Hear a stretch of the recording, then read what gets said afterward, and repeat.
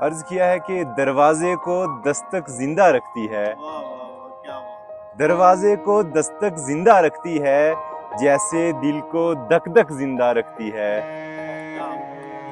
اور آ جاتے ہیں شام ڈھلے کچھ دوست یہاں، آ جاتے ہیں شام ڈھلے کچھ دوست یہاں، ہم ایسوں کو بیٹھک زندہ رکھتی ہے، ہم ایسوں کو بیٹھک زندہ رکھتی ہے۔